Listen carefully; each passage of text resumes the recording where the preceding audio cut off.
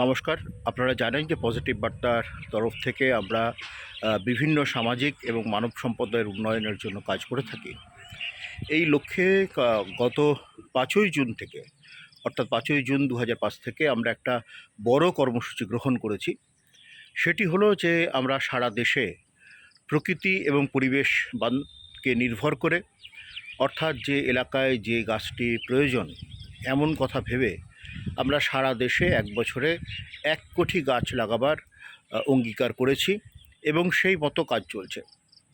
শুধু বৃক্ষরোপণ নয়, বৃক্ষকে সৃজন করা, সেগুলোকে বড় করে তোলা, এটাও কিন্তু আমাদের লক্ষ্য।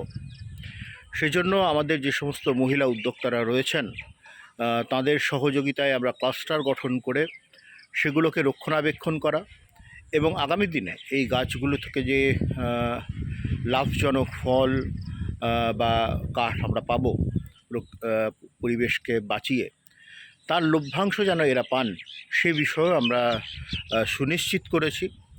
যার ফলে আজকে সকলের সহযোগিতায়, আমাদের মহিলা উদ্যোক্তা সহ সমাজের সমস্ত শুভবুদ্ধি সম্পন্ন মানুষদের সহযোগিতায় আমরা ইতিমধ্যেই লক্ষ লক্ষ গাছ রোপণ করতে সক্ষম হয়েছি এবং আমাদের স্থির বিশ্বাস যে আমরা আমাদের নির্দিষ্ট সময়ের মধ্যে যে শুধুমাত্র ১ কোটি গাছ রোপণ করতে পারবো তাই নয়, আমরা আরও সেই সংখ্যাটা আরও অনেক ছাপিয়ে যাবে।